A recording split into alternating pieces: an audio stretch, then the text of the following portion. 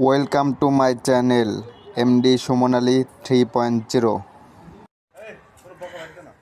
Hello everyone, এই যে দেখতেছেন এ হচ্ছে আমাদের গরিব কৃষক।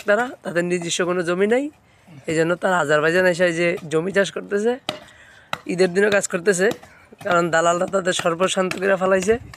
এই জন্য তাদের তাদের মুখে একটু ভাষা শুনেন যে তারা আসলে কি অবস্থায় আছে। ভাই, আপনার কি অবস্থা? আপনি কি যায় কাজ করে সুখে আছেন? ভাই খুব ভালো আছি ভাই।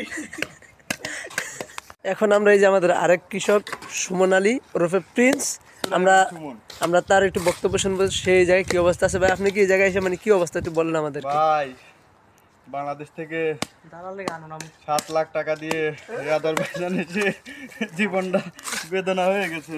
তো আপনি কি এই কাজ করে মানে কত টাকা পান স্যালারি? স্যালারি কথা আর বলবো না ভাই, কোন কিছু কইতাম না, কারো কাছে কইতাম না কোন। না ভাই ওই কথা আর বলবো না।